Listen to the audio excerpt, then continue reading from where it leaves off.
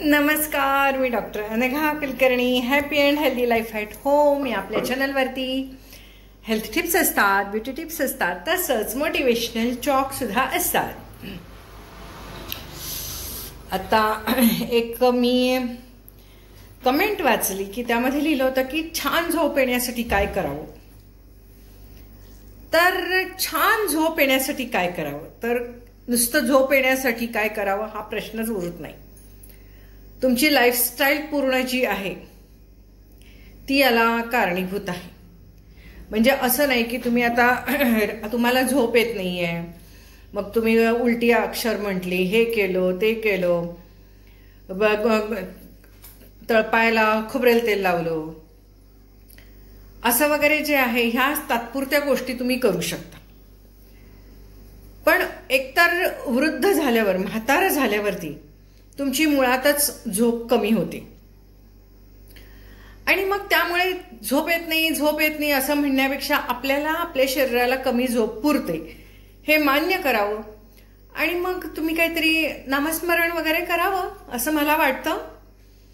कारण दुसरं काय, वाचत वगैरे बसलात तर तुम्हालाच म्हणजे डोळ्याला सहन व्हायला पाहिजे, तो लाईट त्यावेळेला तुमच्या पार्टनरला सहन व्हायला पाहिजे, घरातल्यांना सहन व्हायला पाहिजे.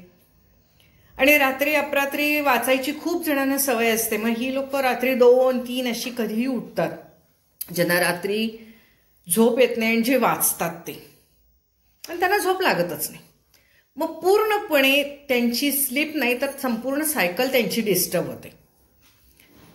त्यांना असं वाटतं की नाही मला कमी झोप पुरते, मला 4 तास झोपते. नाही, असं नाही आहे ते. प्रचंड स्ट्रेस घ्यायची त्यांना सवय लागते.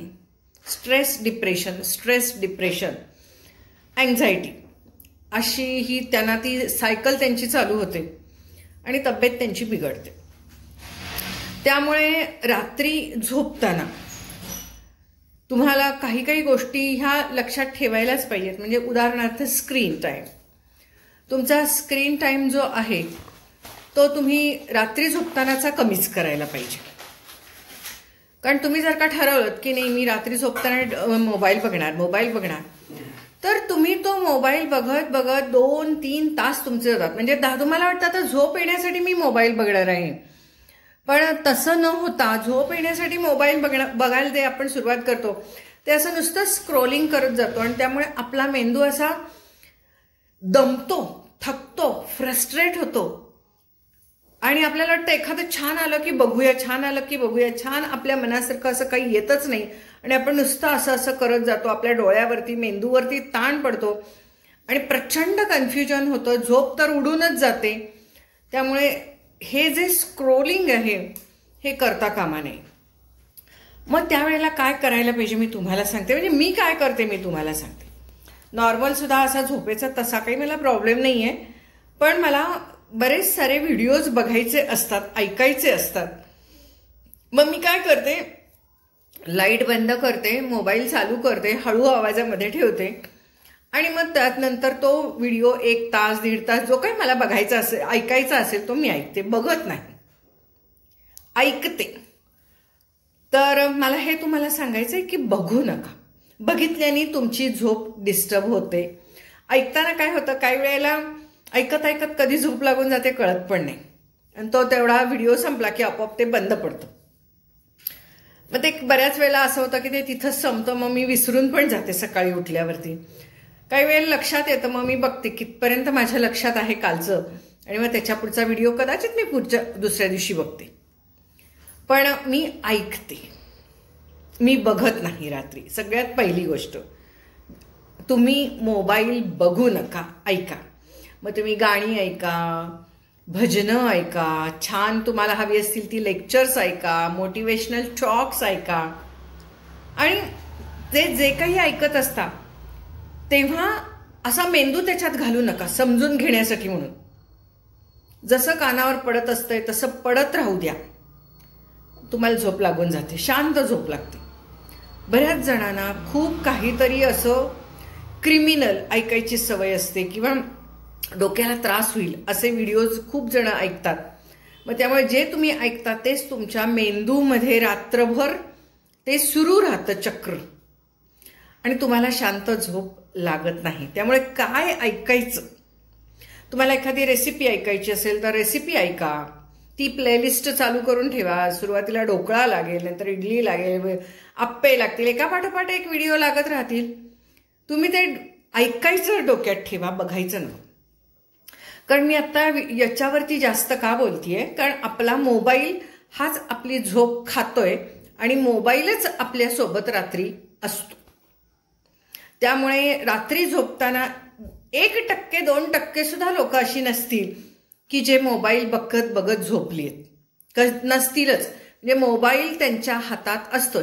झोपताना मोबाईल हातात घ्यायचा. 10 वाजता 10:30 वाजता घेतलेला मोबाईल हातामध्ये किंवा 11 वाजता घेतलेला मोबाईल 1-1:30 वाजला तरी तुम्ही त्याच्यातच असता. स्क्रोल करता, नको ते बघता, म्हणजे बघत राहता.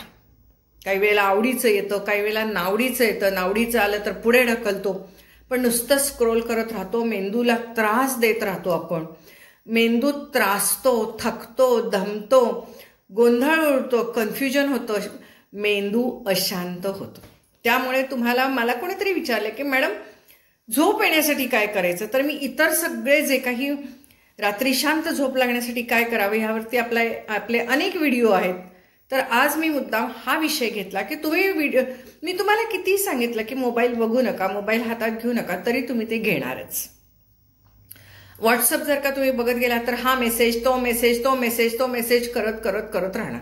तुमचे 50-60 ग्रुप्स असतात, सगळ्यावर काय आले काय आले काय आले. काही खरं कोणी टाकत नसते, इकडचं तिकडं टाकत असते, काही इम्पॉर्टंट नसते. इम्पॉर्टंट मेसेजेस नक्की व्हॉट्सअपवरती टाकू नयेत, पर्सनल टाकावेत. तुम्ही जर का व्हॉट्सअप ग्रुपला टाकले तर तुमचे बघितलेच जात नाहीत. कारण एखाद्या ग्रुपवरती 15, 20, 30, 40 मेसेजेस येऊन पडलेले असतील तर तुम्ही ते बघणारच नाही ना, बघतच नाही तुम्ही. त्यामुळे इम्पॉर्टंट मेसेजेस असतील तर ते पर्सनल टाकायला पाहिजे. हाय आणि पर्सनल मेसेजेस असतात तेवढेच बघा. व्हॉट्सअप ग्रुपचे जे मेसेजेस असतात ते रात्री झोपताना बघू नका, त्यामुळे मेंदू त्रासतो. त्यातनं तुम्हाला काहीही मिळत नाही. ना चांगले विचार मिळतात, ना मनशांती मिळते, काहीच मोटिवेशनल इन्स्पिरेशनल त्यातनं मिळत नाही की त्यातनं तुम्हाला असं छान वाटावं. तर म्हणून तुम्हाला मुद्दाम सांगेन की तुम्ही मला जेव्हा विचारता की रात्री झोप छान येण्यासाठी काय करावं, तर तुम्ही मोबाईल तर सोडणार नाहीच आहे. दिवसभरामध्ये ठरवून ठेवा की आपल्याला झोपताना कुठला व्हिडिओ बघायचा आहे. चांगला एखादा छोटा मोठा असा जो व्हिडिओ असतो तो व्हिडिओ लावायचा बारीक आवाजामध्ये. फार पण बारीक आवाज करू नका, नाही तर पुन्हा झोप जाते आपली. का तर आपण असं ऐकायला लागतो की काय सांगतात का सांगतात. त्यामुळे सुखद आवाजामध्ये तो मोबाईल लावून ठेवायचा. मग ते गाणी लावा, मोटिवेशनल टॉक्स लावा, रेसिपीज लावा, आणि काय कोणतरी बोलतंय ते लावा. चांगलं लावा, पण वाईट एखादं काहीतरी घटना घडलेली आहे आणि त्याबद्दलचं एखादा काहीतरी चर्चा किंवा त्याबद्दलच्या न्यूज हे बघू नका. त्यानं मेंदूला तुमच्या त्रास होतो. झोपताना तुमच्या मेंदूमध्ये चांगलेच विचार गेले पाहिजेत, क्रिएटिव्ह विचारच गेले पाहिजेत. बघा, हा प्रयोग करून तुम्हाला झोपही छान लागायला लागेल. आणि झोप छान लागण्यासाठी नुसता एवढाच एक प्रयत्न करून चालत नाही, तर सकाळी मॉर्निंग वॉकला जावं लागतं. तुमचं जेवण खाणंही चांगलं पाहिजे. तुम्हाला स्ट्रेस असणारच. जगात प्रत्येकाला स्ट्रेस आहे, वेगळ्या वेगळ्या पद्धतीचा आहे. प्रत्येकाला वेगळ्या वेगळ्या पद्धतीचा ताणतणावानं व्यक्ती जात असते. तर ताणतणाव हे येणारच, तुम्ही घेणारच. त्यामुळे ह्या ताणतणावावरती मात करण्यासाठी एखादं सुंदर गाणं, तुम्हाला जे आवडत असेल ते, शास्त्रीय आवडत असलं शास्त्रीय, एखादं पिक्चरचं आवडत असलं पिक्चरचं, जुनी ओल्ड सॉंग्स असतील तर ओल्ड सॉंग, भजन आवडत असतील तर भजन, एखादं प्रवचन, कीर्तन असं काही आवडत असेल तर ते लावा आणि झोपा. किंवा जेव्हा तुम्हाला खूप जास्त स्ट्रेस येतो त्यावेळेला सुद्धा अशा गोष्टी बघा. किंवा एखादं प्राण्यांचं, हत्तीबद्दल येतं, पोपटाबद्दल येतं, कुत्र्या मांजरांचे छोटे छोटे छोटे मांजरांचे तर एवढे क्यूट असतात सगळे व्हिडिओज जे असतात. कारण मुळात मांजर हा प्राणी मारामारी करतो, छान गोंडस असतो दिसायला. तर असे काही प्राण्यांचे व्हिडिओज तुम्ही बघू शकता. आणि झोपताना मात्र मी सांगितलंय त्याप्रमाणे तुम्ही जेव्हा स्ट्रेस असेल तेव्हा असे व्हिडिओज बघा, प्राण्यांचे, लहान बाळांचे, छान छान व्हिडिओ की जे बघितल्यावर तुम्हाला खूप छान वाटतं आणि मस्त वाटतं. तर मला ह्याच्यामध्ये पक्ष्यांचे आणि कॅट्स मांजरांचे व्हिडिओ बघायला फार आवडतात. फार क्यूट असतात. आणि आणखीन व्हिडिओ मला एक बघायला आवडतो तो म्हणजे माकडांचे. फार क्यूट असतात व्हिडिओ. त्यांचे हावभाव, त्यांच्या हालचाली, त्यांची ऊर्जा, त्यांचं म्हणजे किती उत्स्फूर्त असतात, उत्साही असतात ते बघायला खूप आवडतं मला. आणि एखादा आपल्या मेंदूमध्ये काही एखादा स्ट्रेस असेल, ताण आलेला असेल तर तो कधीच निघून जातो. कारण की तेही आपण एकदा व्हिडिओ स्क्रोल करायला लागलं की तासनतास आपण तेच मांजरच बघत असतो. पण तेही वेळेत आपण थांबलं पाहिजे, नाहीतर तेही तासनतास बघितलं की मग आपल्याला असं बोर येतो, कंटाळा येतो आणि मग पुन्हा आपण ते व्हिडिओ बघत नाही. तर थोडक्यात मला सांगायचं होतं की छान व्हिडिओ बघा, ऐका. झोपताना तुम्ही जे काही ऐकायचं असेल ते ऐका. आणि मनाला त्रास देणारे, दुःख देणारे आणि डोक्याला असे त्रासदायक असतील असे विषय रात्री झोपताना अजिबात ऐकू नका. छान गाणी, सुंदर गाणी बारीक आवाजामध्ये लावून सवय लावून घ्यायला पाहिजे मात्र ह्या गोष्टींची. मला रात्री झोपताना हिंदी गाणी वगैरे नाही आवडत. भजनं वगैरेही मी फारशी ऐकत नाही झोपताना. मला ते म्युझिक वगैरे असं चालत नाही, इन्स्ट्रुमेंट्स वगैरे. मला असं शांत आवाजात काही प्रवचनं कीर्तनं असतील तर ती ऐकायला आवडतात. निम्मी होतात तोपर्यंत मला कधीच झोप लागलेली असते. नेहमीच मी असं करते असं पण नाही. दिवसभरामध्ये खूप आपली हालचाल झालेली असेल, आपण दमलेलो असू खूप जास्त, की आपल्याला असं वाटतं कधी एकदा झोपू आणि पडल्या झोप लागून जाते, असंही होतं. तर यासाठी दिवसभर तुमची हालचालही पाहिजे. तुम्ही एका ठिकाणी जर का असं बसून राहिलात, कारण हल्लीची सगळ्यांची कामाची पद्धत तीच आहे, असं एका ठिकाणी बसून टेबल खुर्चीवर बसून लॅपटॉपवर बसून तुमचं काम असतं तासनतास आणि मग तुमच्या शरीराची हालचालही खूप कमी होते. तर आणि असं तासनतास जेव्हा तुम्ही तुमचं काम करत बसता तेव्हा तुमचा सोशल कॉन्टॅक्ट, इतर लोकांशी कॉन्टॅक्ट, घरच्यांशी कॉन्टॅक्ट, त्यांच्याशी संवाद, संभाषण हे सगळंच कमी होऊन जातं. ऑलमोस्ट 0 मायनसमध्ये जातं. तर याही गोष्टी झाल्या पाहिजेत. जरासं तुम्ही बाहेरही पडलं पाहिजे, 4 लोकांच्या मध्ये गेलं पाहिजे, बोललं पाहिजे, थोडीशी चर्चा झाली पाहिजे. आणि म्हणून मी तुम्हाला नेहमी म्हणत असते की देवळात जा, छान वाटतं. तिथं खूप पॉझिटिव्ह एनर्जी असते. तुमचा देवावर विश्वास असेल नसेल मला माहीत नाही, पण जा, तिथं जा, असा एक नमस्कार करा, छान वाटतं. देवाला करा, त्या मूर्तीला करा, त्या झाडांना करा, त्या पक्ष्यांना करा, त्या वास्तूला करा, दगड समजून करा, पण असं छान करा. अहो, हे पंचमहाभूत म्हणजे तरी काय आहे, हे सगळे देवच आहेत ना पंचमहाभूत. तर असं छानपैकी डोळे मिटून क्षणभर तुम्ही त्या वास्तूमध्ये गेलात आणि नमस्कार केलात तर तुम्हाला खूप छान वाटतं. 4 माणसं भेटतात, काही ओळखीची असतात, काही अनोळखी असतात. अनोळखी माणसं सुद्धा रोज बघून ओळखीची व्हायला लागतात. ज्या देवळात जातात त्या देवळाच्या बाहेर एखादा नारळवाली उदबत्ती विकायला कोणतरी बसलेलं असतं, फळं विकायला बसले असतात. रोज तुम्ही जायला लागला की तुमचं संभाषण होतं, काय कसं काय घेतलंच पाहिजे असं काही नाही आहे. तर हेही खूप छान आहे सगळं या गोष्टी.